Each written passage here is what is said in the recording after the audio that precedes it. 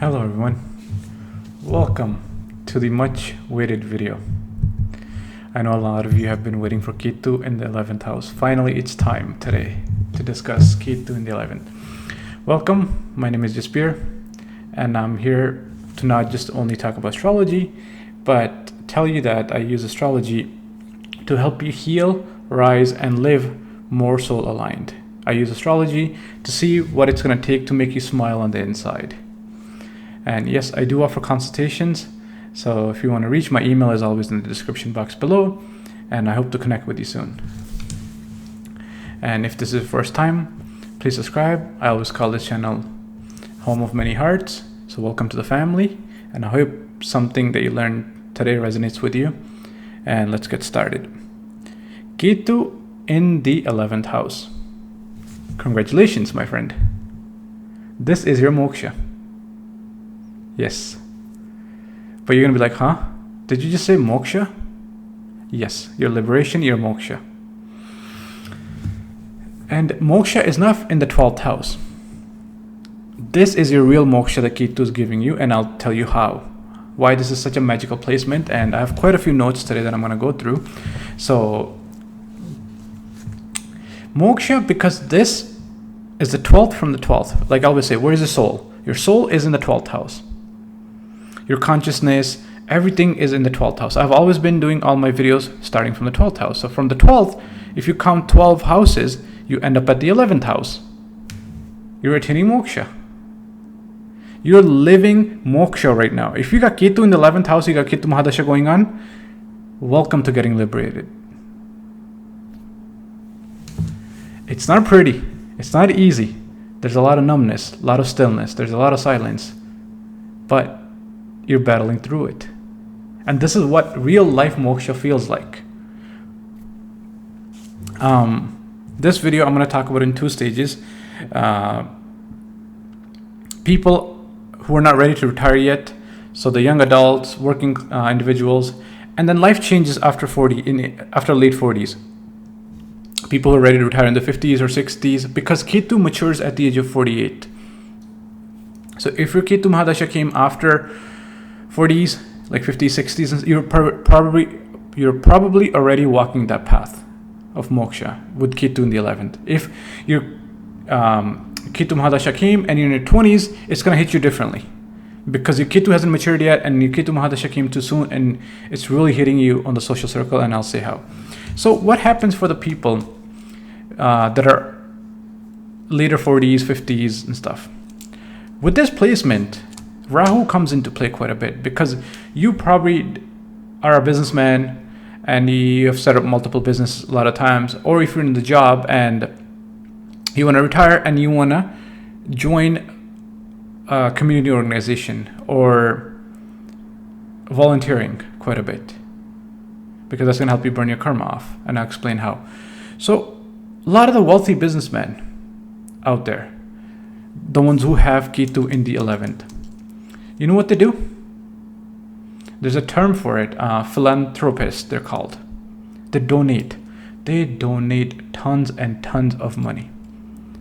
I know some of the oldest builders in Toronto, and they leave $200-300 million for hospital cancer research, for big checks for University of Toronto or some other educational research institutes and stuff. So they leave a little bit of the wealth behind for family, but wealthiest people here, they just give it away. Sometimes there could be the odd family dynamics, like say you never had kids because of Rahu in the 5th, and you never tried through IVF many years ago, but you have all this money now and you have children who are adopted but they don't get along well, whatever your internal family dynamics are. But end of the day, life, when you're not happy or out of goodwill, you're going to donate all your wealth later in life, and that feels liberating to you. Now, for the people in the early 20s and teens that are watching, or 30s, Ketu here really hits hard, okay? Everybody talks about this modern age spirituality, moksha. Well, you got it. Sitting at home, no friends, no social media, no one to come check up on you when you're sick, that's your moksha.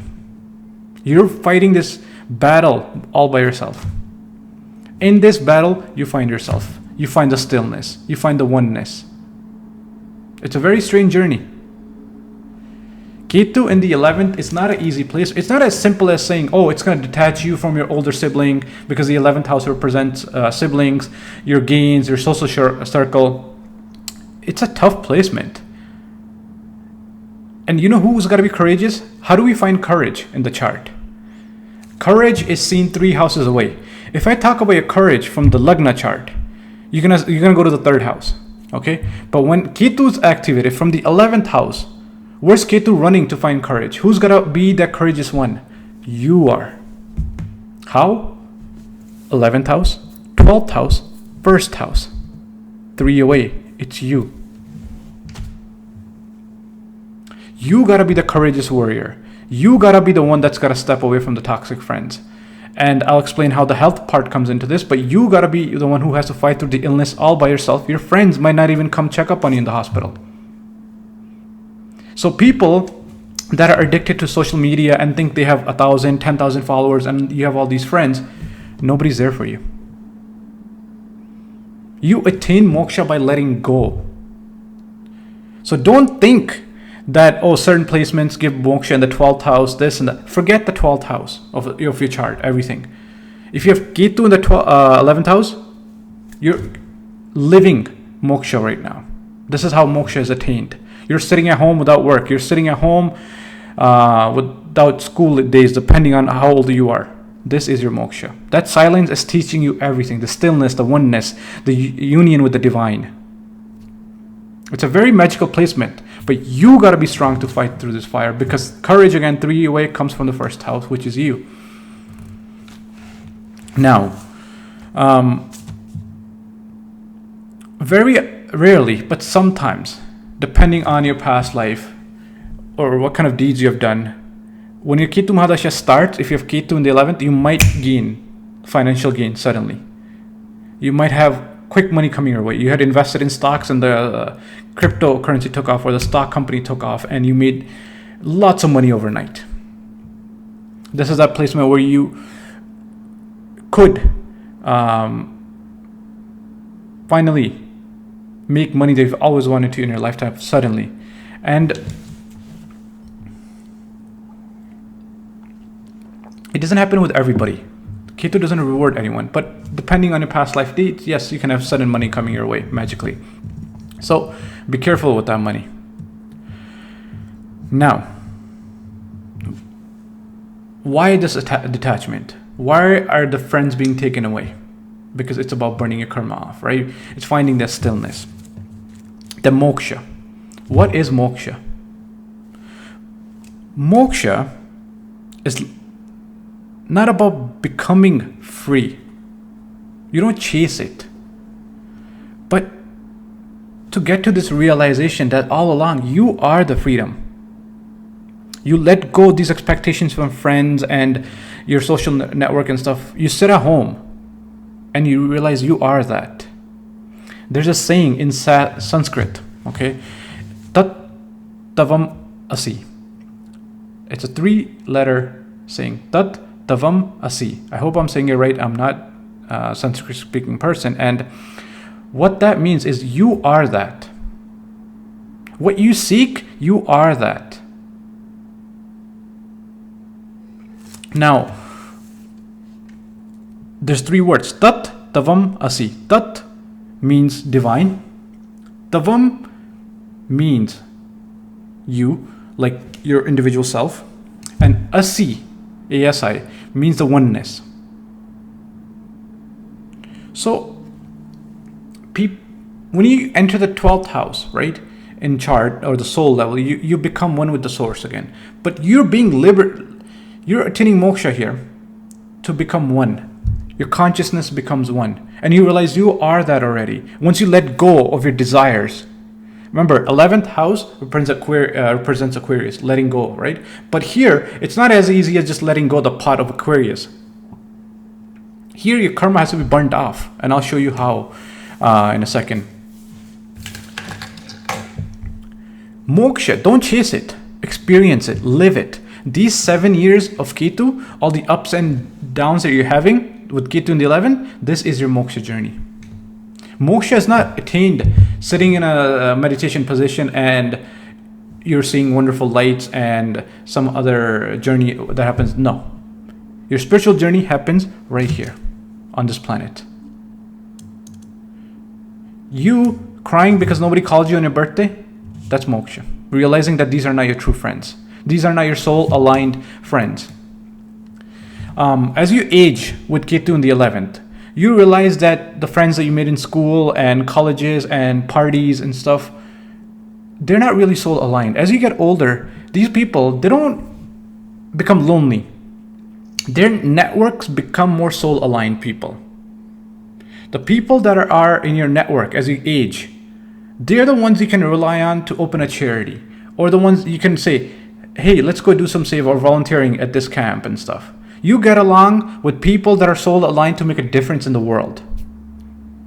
So if you're in your 20s and it's hitting you really hard that you're losing your social image or you're losing all your friends, reevaluate who your real friends are and what kind of friends you want to keep in life. I don't have Ketu in 11th house in any of my chart. I don't have Ketu there, but I'm proud to say that at this age now, I have 5, magic number 5 really good spiritually aligned friends with me throughout my life.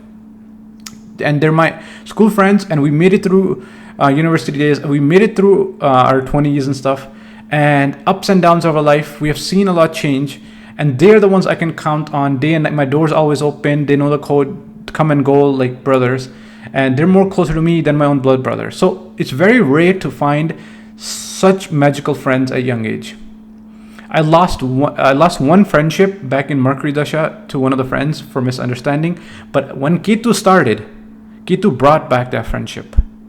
My other friends were going somewhere on the weekend and they said, hey, you're gonna come? And I reconnected with a friend and I went to his wedding a few months back, and all 5 of us are talking again. That's the magic of soul-aligned friends.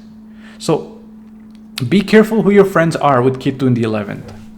You don't want friends that are materialistic, that are just going out to clubs and parties and stuff like that. You can go with them, but see what their vision is for life. Are they really making you happy on the inside, or are they just using you for as venting? Are they just calling you to dump all their emotional burden on you? Be like, hey, listen, guess what? You know what? I broke up with my boyfriend or girlfriend, etc., and I can't believe it. They did this and this, and they don't even ask you how you were doing, and that hurts. And then you really think that you have been sick for the last 2 weeks, and then they're just calling to dump their stuff, and they never ask how you're doing, and you're in pain. So be careful the kind of friends you choose in this position, okay? So let's get back on track what moksha is, since you're going through the journey of moksha. This is not your Ketu Mahadasha. I will call this your journey of moksha. And as you're being liberated, like you're asked to let go, right? You're letting go of your attachments, your achievements, your desires, and you get this feeling of numbness. What's left there? What is there? Right? Hollow. You become hollow on the inside as you let go of everything. You're letting go. And that's the real richness. People become monks. People want to experience spirituality. People want this and that. You guys are a living example of moksha. You should do seminars or live podcasts or talks, what moksha really feels like.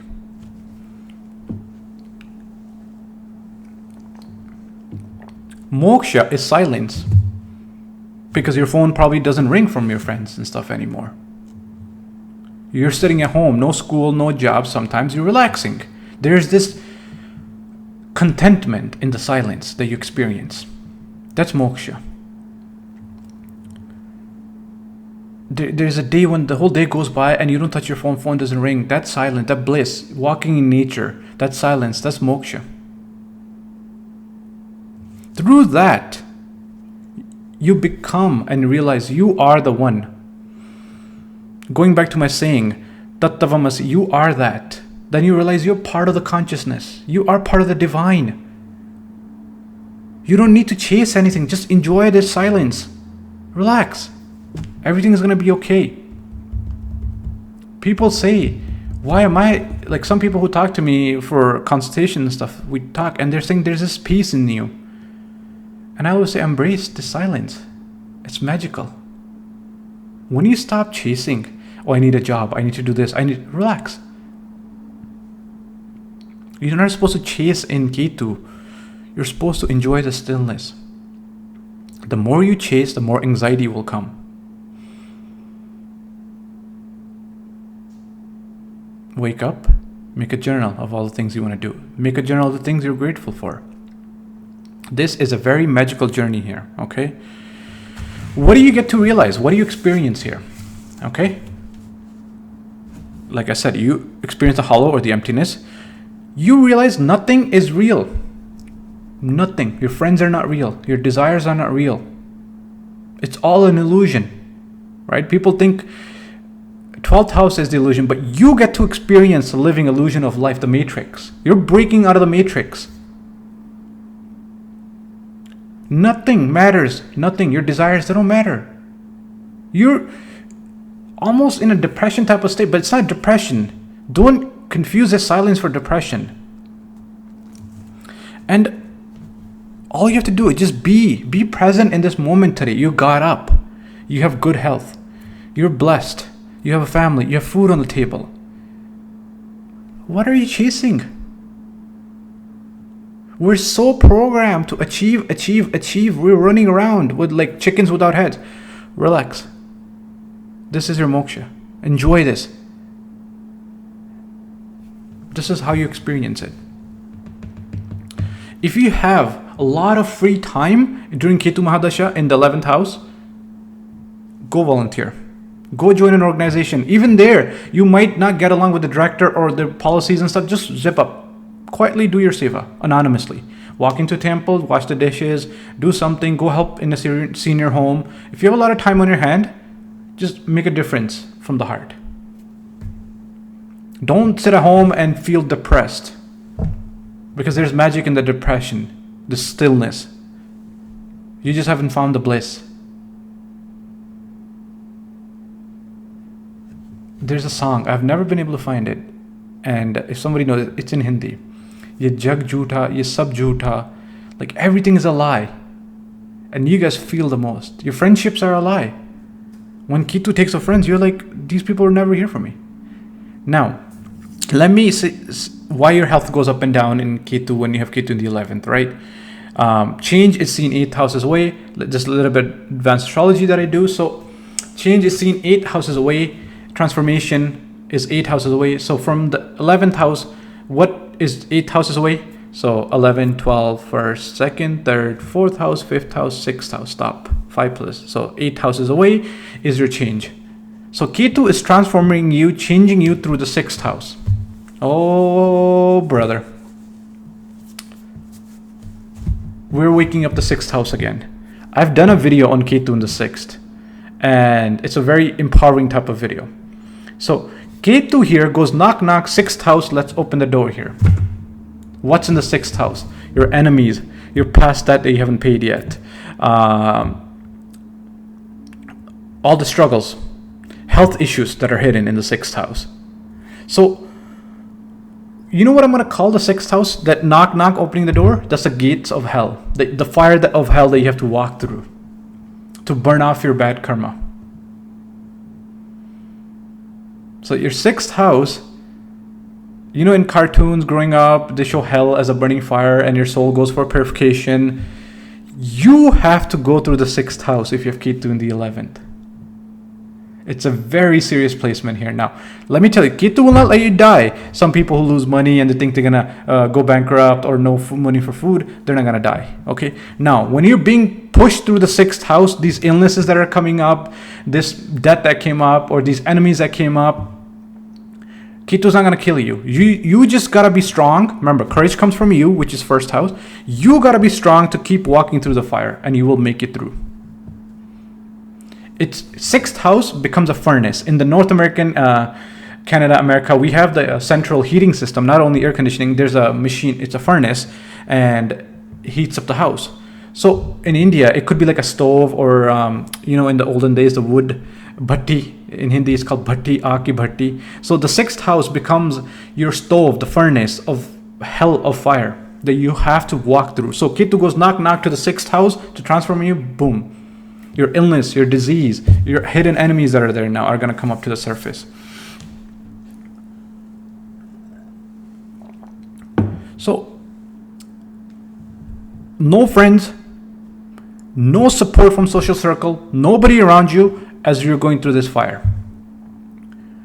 You might have an illness that came up with Ketu in the 11th and you ended up in the hospital. Maybe your dad or mom, only one person came to check up on you, and you're suffering through it. Even at home, you're going through some kind of a hidden illness that had to be burned off.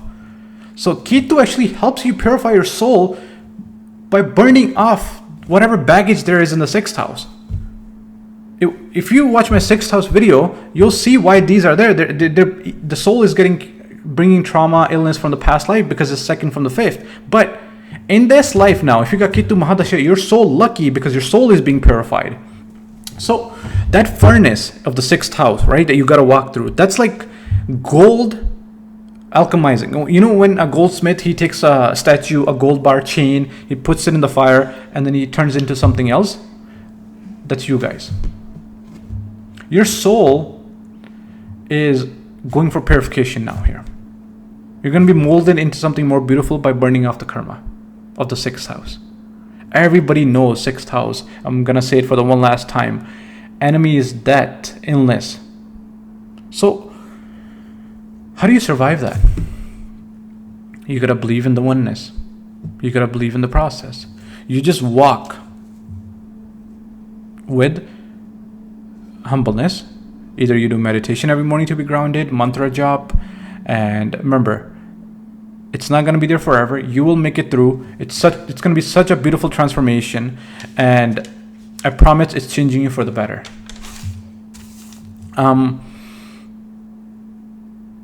What happens when the 6th house opens up? Enemies come up into your life. There's some money that was owing, debt had to be paid, and old illness that's hidden inside, okay? Karmic wounds, inner child healing, your inner trauma also gets awakened up in this fire. So you know, in cartoons when you see those devils, everybody burning in fire and stuff, there's a part of you that's being burnt just like that as you walk through this fire. As you walk through, just whatever meditation works for you, do it, and quietly volunteer. If you have free time, volunteer. That's why I say volunteering helps burn off bad karma, okay? Bad energy from your body. Let me tell you, this fire doesn't destroy. It does not destroy, but it refines. It refines your soul into essence. So it's a beautiful process. I'm sorry to say it, but enjoy it as it happens. It's for the better. Your soul is getting purified now. And what do you have to let go? That's 12 houses away. So from the 11th house, you count 12 houses and you end up in the 10th house. You're letting go of your image, like your karma, your job. You just quietly do it.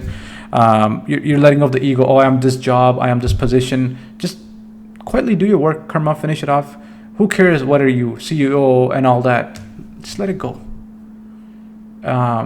If you got fired, people might not even recognize you in your Ketu Mahadasha after. It's like, what happened to that person? Because you have gone through such a purification process. If I say 12th house is a pure bliss ocean water, right, that your soul's going to enter. Ketu 12th house video is going to be very magical because we're entering the oneness. But before you enter, it's like swimming pool of bliss. Before you enter any public swimming pools or somebody's pool of water, house water where you go swimming, and you're coming from a dirty playground, what are you supposed to do? Before you enter the swimming pool, you have to take a shower or rinse. Put your clothes in washing machine and put on something else, right? And here in the 11th house, Ketu is doing the same thing. Ketu is actually making the 6th house, burning off your bad karma like a washing machine. So when you enter, your soul enters the 12th house, the oneness, you're pure. How magic is this placement now? Tell me, guys. I hope you have learned something new, looked at it from a different angle. And it's not only social circle, friends, bigger brother, and so there's a bigger message to this, okay? Be strong as you're becoming pure.